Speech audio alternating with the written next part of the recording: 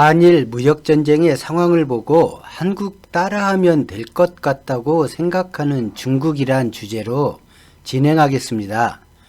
중국의 이번 조치가 한국이 일본의 수출 제재에 맞서서 국산화하는 거랑 비슷하긴 한데 잘 될까 모르겠네요. 파이낸셜 타임즈 보고서에 따르면 중국은 3년 안에 모든 외국 컴퓨터 장비와 소프트웨어를 관공서와 공공기관에서 제거할 것을 명령했다고 합니다. 정부 지침은 HP, 델 및 마이크로소프트와 같은 다국적 기업에 타격을 줄 것으로 보이며 국가 간 무역전쟁이 기술 냉전으로 변함에 따라 워싱턴의 중국 기술 사용을 제한하려는 시도를 반영하는 조치입니다. 트럼프 행정부는 올해 초 미국의 통신회사 화웨이와의 거래를 금지했으며 5월 구글과 인텔, 퀄컴은 화웨이와의 협력을 중단하겠다고 발표했습니다. 안보를 내세우면 미국은 은근히 단합이 잘 됩니다. 속을 들여다보면 경쟁자를 사전에 제거하는 것이지만 말이죠. 트럼프 행정부는 서구의 기술에서 중국을 배제함으로써 실제 무역전쟁에서 향후 20년 동안 기술적 우위를 차지하는 두 경제 대국 중 어느 나라가 우위에 있는지 분명히 보여주었습니다. 이것은 중국이 외국 기술의 사용을 제한하는 구체적인 목표를 설정하는 베이징의 첫 번째 알려진 공공지시지만 국내 기술에 대한 자립도를 높이기 위해 중국 내에서 더 광범위한 움직임이 있을 것입니다. 중국의 이런 정책은 우리나라가 중국에 잘 벌어먹고 있는데 많은 영향을 받을 수도 있습니다.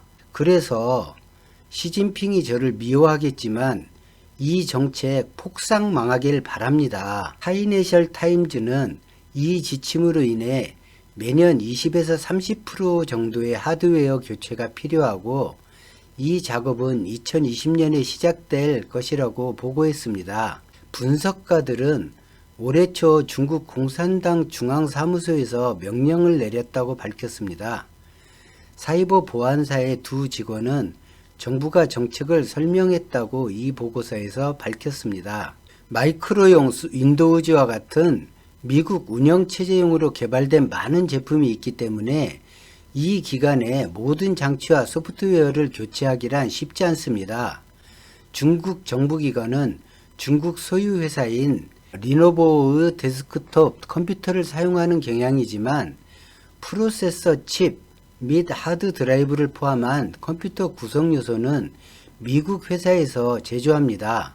5월 중국의 글로벌 타임즈 신문 편집자는 화웨이와의 미국 기술 기업의 공유 철수는 중국 기업이 수년간 이 갈등을 계획해왔기 때문에 치명적이지 않을 것이라고 말했습니다.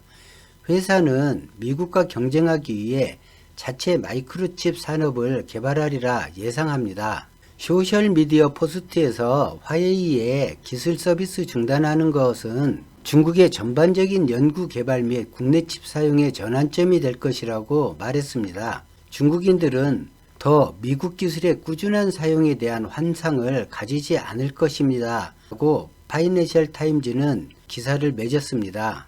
미국과 중국의 공통점이 있습니다. 자체 내수만으로 먹고 살 수 있다는 것입니다.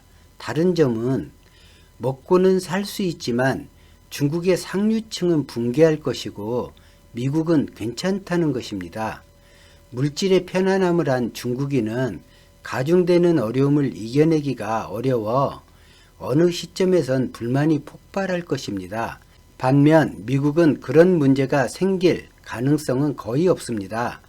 중국 역사를 보면 혼란기에 각 지역의 실력자들이 봉기하여 나라가 나뉘어지는데 이 역사는 반복되리라 생각합니다. 미중 무역전쟁 때문에 세계 경제가 장기간 우중충한 날씨가 이어지고 있고 우리나라처럼 수출 의존도가 높은 나라는 잘못도 없이 매우 힘든 시기를 보내야만 합니다. 미국과 중국 두 나라의 경제가 세계 경제 중심축이어서 어느 나라도 이 미중 무역전쟁을 반기지 않습니다. 신남방 정책으로 숨통은 조금 트였지만 신남방 국가들의 주요 교역국 또한 미국과 중국이거나 그 영향권입니다. 결국 영향을 받게 되는 구조입니다. 이럴 때 내수가 조금만 뒷받침해주면 한국 기업들 능력으로 무난히 헤쳐나갈 것 같은데, 그리고 요즘 부동산 많이 오른다는 뉴스가 많던데요. 제 생각은 이렇습니다. 돈 많은 사람이 부동산 사는 거 막을 방법이 없습니다. 양도세를 보유 기간에 관계없이 100% 내게 하면 오를 이유가 다 사라지지 않을까 싶네요. 그런데 이렇게 하면 사회주의 정책이라며 방방 뜨겠죠, 아마. 아무튼 지금은 부동산을 빚내서 사는 것은 더 막아야 합니다. IMF나 신용평가사들의 보고를 보아도 우리나라의 제1 위험 요소는 현재 가계부채입니다. 빚내서 집사라는 정책을 한 덕분인데 나름 내수진작을 키우려고 했겠지만 이런 무식한 것들이 또 정권을 잡으면 어떻게 하나 싶습니다. 그리고 이상한 주장하시는 분들께 한 말씀 드립니다.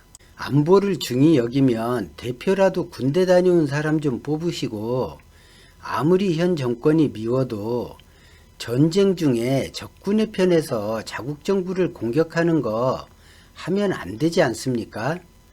국민이 정권을 선택할 수 있는 나라에서 정치권이 잘하도록 서로 경쟁을 붙여야지, 서로 망하기만 바라면 나라 꼴이 어떻게 되겠습니까? 80년대까지 간첩 식별 요령 교육들 받으셨죠? 가짜뉴스로 사회 혼란 부추기고 불신 조장하고 이런 게 간첩이라고 했죠. 빨갱이 타령하면서 빨갱이 짓 하지 마시고, 간첩 타령하면서 간첩 짓 하지 마시고 대한민국 국민 하세요. 그래야 대한민국 발전하고 좋아집니다.